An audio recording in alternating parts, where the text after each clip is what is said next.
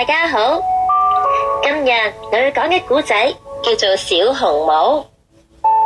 從前有一個好可愛嘅小姑娘，邊個見到佢都好鍾意佢㗎。但係最鍾意佢嘅呢，就係佢嘅媽媽。媽媽話：哎呀，我個乖孫女要啲乜嘢我都俾晒佢㗎。有一次，媽媽送咗小姑娘一頂用絲絨做嘅小紅帽，戴喺小姑娘嘅頭上面啱啱好啊！從此，姑娘亦都唔願意戴其他帽，於是大家就叫佢做小紅帽啦。有一日，媽媽對小紅帽話：嚟啊，小紅帽啊，呢度呢有一嚿蛋糕同埋有一支葡萄酒，你快啲幫我拎去俾媽媽。媽媽病咗啊，身體好虛弱，食咗呢一啲，希望會好返啲啦。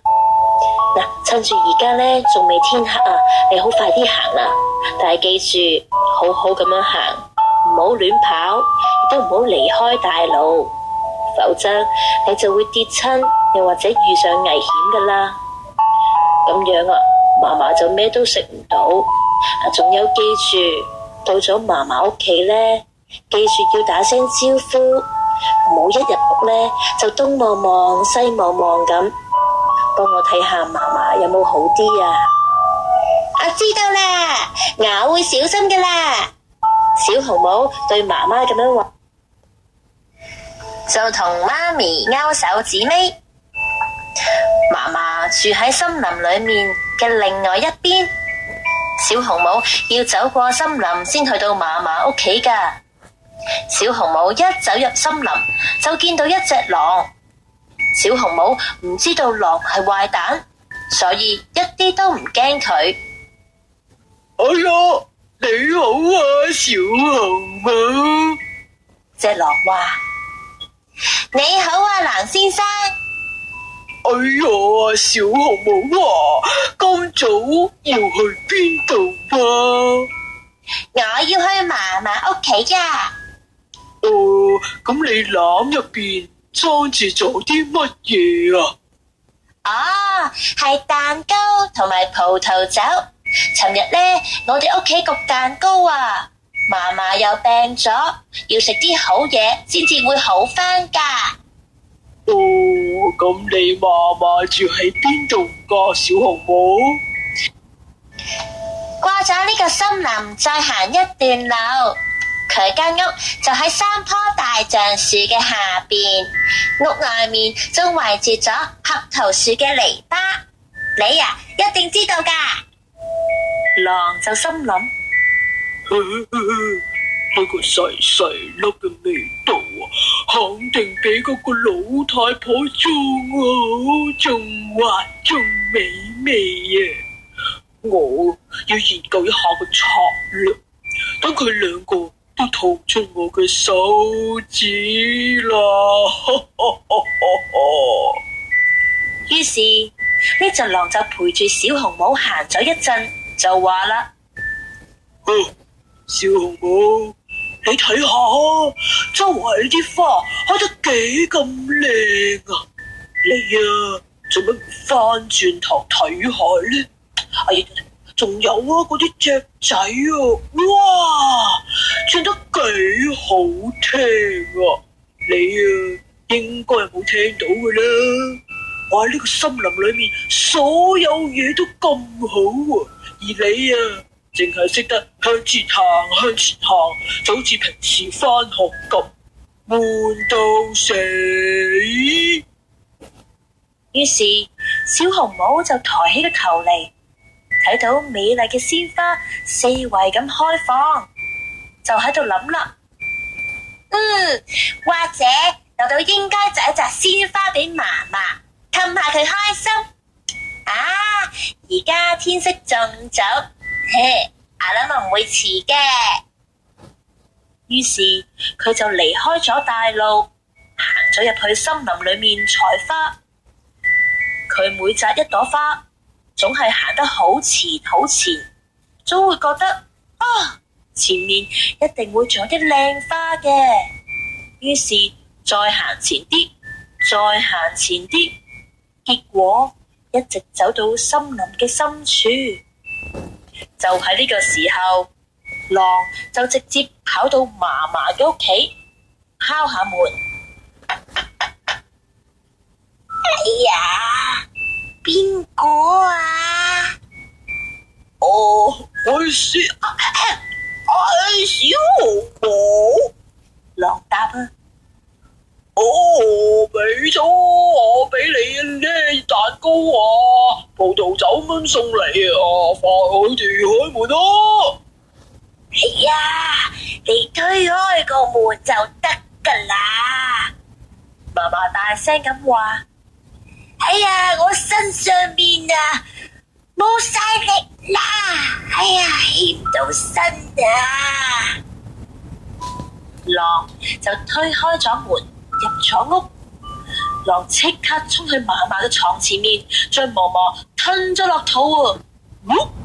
然後佢就着咗嫲嫲嘅衫，戴咗嫲嫲嘅帽，瞓喺嫲嫲嘅床上面，仲拉上咗個簾。呢個時候，小紅帽仲喺度跑嚟跑去摘緊花，直到摘到好多好多，摘唔到拎唔到啦，佢先諗起嫲嫲，於是就急急嘅去嫲嫲嘅屋企啦。睇到嫲嫲屋企嘅門開住咗，佢就覺得好奇怪，一入屋就覺得好驚啊，心裏面就諗啦。咦，平時我咁鍾意嚟嫲嫲屋企，點解今日會咁驚嘅？於是佢大聲講：媽媽！但係冇聽到回答。佢行到床前面，拉開個簾，只係見到嫲嫲瞓咗喺床上面，個帽啊拉得好低好低，仲將塊面遮住咗。個樣好奇怪㗎。哎呀，媽媽，佢話：你嘅耳仔點解咁大隻嘅？為咗更加好聽咗你嘅講嘅嘢咯。嚟，行埋嚟嫲嫲度。咦，但係嫲嫲，點解你嘅眼睛會咁大㗎？小紅帽又問啦。咁為咗我睇得更加清楚你啊嘛。嚟，行埋嚟嫲嫲度。媽媽，點解你嘅手咁大㗎？咁我可以更加好似你啊嘛。媽，點解你個口大得咁誇張，好得人驚啊！咁咪可以一啖咁食咗你啊！於是狼從床上面跳咗起嚟，將小紅帽吞咗入去肚裏面啊！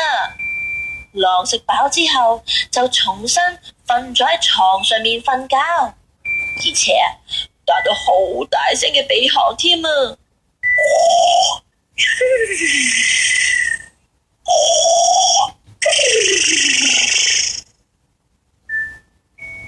有一位獵人咁啱喺屋前面走過，心裏面就諗啦：哇！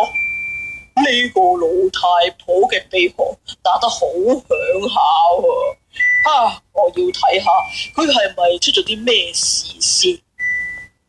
獵人一行入屋，嚟到床前面，就發現瞓喺嗰度嘅竟然係隻狼。你呢個壞蛋啊！我揾咗你咁耐，真係估唔到我會喺呢度揾到你啊！